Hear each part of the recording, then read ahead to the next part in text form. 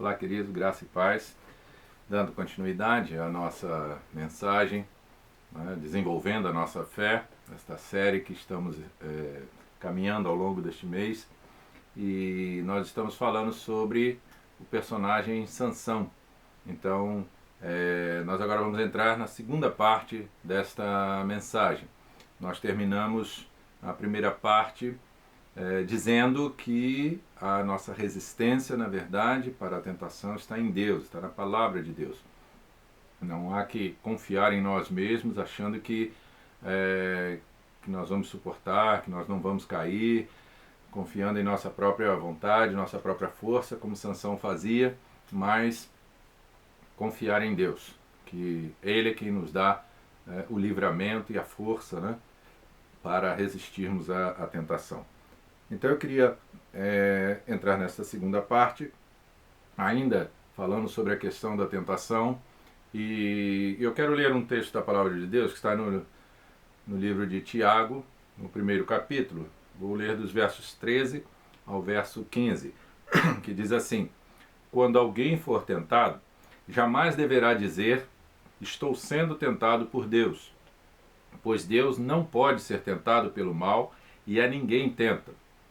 Cada um, porém, é tentado pelo próprio mau desejo, sendo por este arrastado e seduzido. Então, esse desejo, tendo concebido, dá à luz o pecado, e o pecado, após ter se consumado, gera a morte.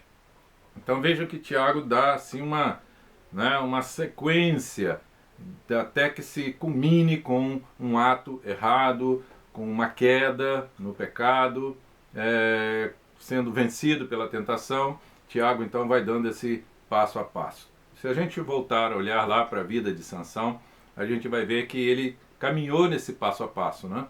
Foi se perdendo ao longo do tempo, foi se distanciando da vontade de Deus para a sua vida, para aquele ministério para o qual ele havia sido escolhido. Ele foi se distanciando, largando de mão, desvalorizando, até chegar onde chegou, que foi exatamente a sua queda, né? A sua prisão, a perda da sua força, e teve os seus olhos arrancados pelos seus inimigos. Eu costumo dizer que Sansão, antes de ter os seus olhos arrancados, ele já havia perdido a visão de Deus. Quando a gente perde a visão de Deus, a gente corre um risco de perder tudo na vida. De perdermos bens, família, aquelas coisas que a gente considera como preciosas. Quando a gente começa a perder a visão de Deus, a perder a visão do propósito de Deus para a nossa própria vida, é porque a gente já está perdendo outras coisas de mais valores. Então vamos lá, vamos pensar em 3 considerações nesse texto aqui. A primeira coisa a pensar é que a tentação ela é praticamente inevitável. Perceba que quando o Tiago começa a usar esse texto, ele diz assim, quando alguém for tentado, ou seja, haverá uma situação, haverá um momento muito típico, e que cada um de nós se sentirá de alguma maneira tentado. Que na outra mensagem nós falamos, podendo ser pelo sexo oposto, podendo ser por bens materiais e podendo ser até por uma questão pessoal de poder, de fama e outras coisas. Então, em algum momento da nossa vida, a gente vai se ver um tanto balançado, né? Atraído por alguma coisa, atraído de uma forma muito intensa, muito forte, alguma coisa que possa desagradar a palavra de Deus, nos desencaminhar dessa nossa espiritualidade na direção de Deus. E aí a gente vai se ver atraído e a gente vai ter de decidir pelo sim e pelo não, pelo querer ou não querer, pelo fazer ou não fazer. O apóstolo Paulo nos diz uma coisa muito interessante. E aí a gente vê que até o apóstolo Paulo, né, se viu tentado em alguns momentos da sua vida. Quando ele diz assim, o mal que eu não quero, esse eu acabo fazendo. O bem que eu quero, eu acabo não fazendo. Então, ele se via em alguns momentos com dificuldades de agir da maneira como ele entendia, à luz da vontade de Deus, e muitas vezes forçado a agir de uma maneira muito humana, muito se deixando levar pela tentação. Mas Paulo foi aquele que soube resistir a ponto de poder dizer: em todas essas coisas nós somos mais do que vencedores, né? Em Cristo Jesus. Então ele sabia a razão da sua resistência. Outra coisa importante a gente pensar é que a tentação jamais ela é armada por Deus, arquitetada por Deus. Embora a gente esteja envolvidos em situações que vão nos tentar, mas tem a permissão de Deus, mas jamais isso surge arquitetado por Deus. Tiago vai dizer isso. Aquele que se sente tentado, jamais diga: por Deus estou sendo tentado, porque Deus não tenta ninguém, não pode ser tentado. E ele mesmo vai dizer, Tiago vai dizer, que em Deus não há sombra de variação. Nós variamos, a nossa fé oscila, a nossa consistência oscila, mas em Deus não há essa oscilação. Deus é aquela pessoa constante, né? E o apóstolo João vai dizer que Deus é amor. Ele não diz que Deus de vez em quando é o amor, mas ele é o amor. Então Deus é amor em si mesmo, ele não muda, ele não oscila, ele não varia de humor como nós, mas ele permanece o mesmo. Então não podemos dizer que somos tentados da parte de Deus, mas mesmo que Deus possa estar usando essa situação para nos fortalecer, mas não é ele o gerador de qualquer tentação que possa nos acontecer. E uma outra coisa importante é a gente pensar, como eu já falei, nesse ciclo, né, da tentação, que nos leva do começo da tentação até culminar com uma atitude de pecado. O primeiro passo é a isca lançada. O segundo passo é que o seu desejo interior ele é atraído por essa isca. Um terceiro passo, quando você cede, aí acontece o pecado. E isso ocorrendo é quando você morde a isca. E o quarto passo são as consequências trágicas, né, que são colocadas em movimento na nossa vida a partir dali. As tristezas que vão surgindo. Há muitos anos atrás, eu tive um amigo, pastor, não o vi mais depois do que eu vou relatar. Foi meu professor, e ele acabou se envolvendo com uma jovem no trabalho, e por conta desse adultério ele perdeu sua família, ele perdeu a sua igreja, ele perdeu o seu ministério, ele perdeu os bens, porque ele teve de, mediante o divórcio, né, dividir lá com o esposo, os filhos e tal. E ele mudou, o seu aspecto físico mudou, ele, embora eu tenha barba, né, mas ele deixou a barba crescer, e a barba dele era aquela barba meio largada, né, e um aspecto feio. A última vez que eu vi ele estava exatamente num aspecto deplorável. Eu fiquei muito triste por isso. E eu guardo isso na lembrança como uma fraqueza de uma tentação pode levar o indivíduo a perder praticamente tudo na vida, até a sua dignidade. Então nós, como crentes, devemos buscar cada dia nos fortalecer para não passarmos nesses passos que foram dados aqui.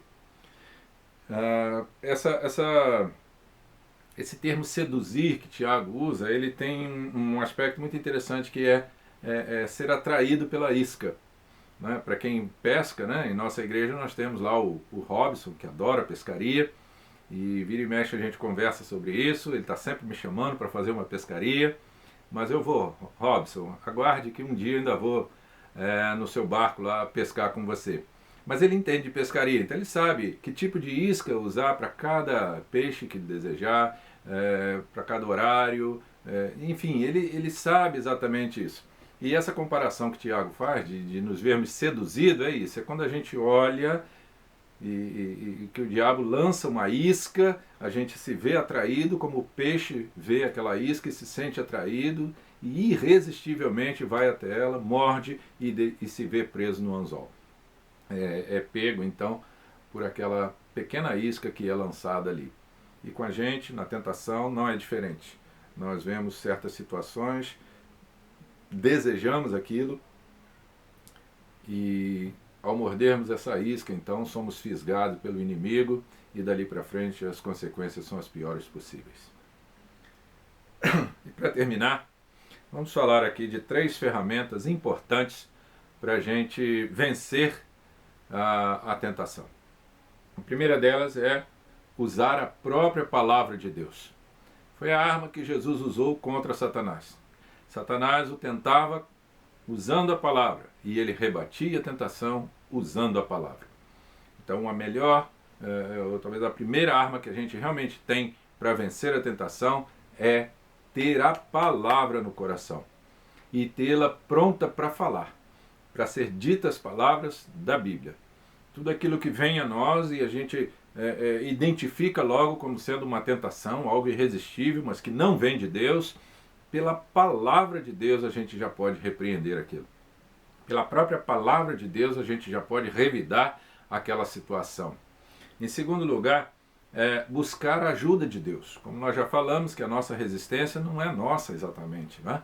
A palavra de Deus vai dizer que Deus nos permite passar pela tentação, mas Ele mesmo é quem providencia o escape. Qual é o escape que Deus nos dá? É a sua própria presença conosco. É a força do seu Espírito Santo conosco. Então somos sim tentados, mas temos em Deus a nossa resistência. Então o segundo passo é isso, é você buscar a ajuda de Deus. Entender que sozinho você não será capaz de vencer. Somente com a ajuda de Deus na sua vida. A palavra, a ajuda de Deus, a própria presença de Deus na sua vida, a comunhão com Deus o tempo todo e, por último, experimentar então o perdão de Deus.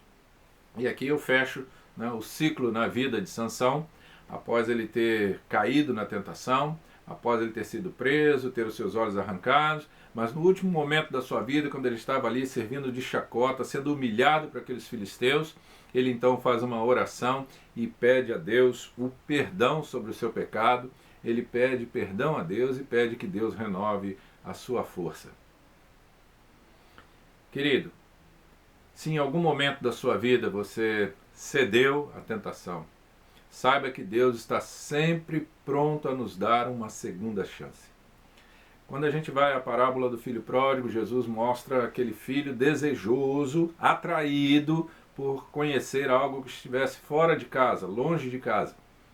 Ele cedeu a essa tentação e foi embora. Mas um dia ele reconheceu o quão distante ele estava, não só de casa, mas da sua condição humana como filho daquele pai amoroso que estava lá esperando por ele. E ele então decide voltar para casa e aquele pai lhe dá uma segunda chance, fazendo-o novamente como filho da casa. Mudou a sua roupa, colocou um anel no seu dedo, sandálias novas e fez dele novamente filho naquela casa. É assim que Deus faz conosco.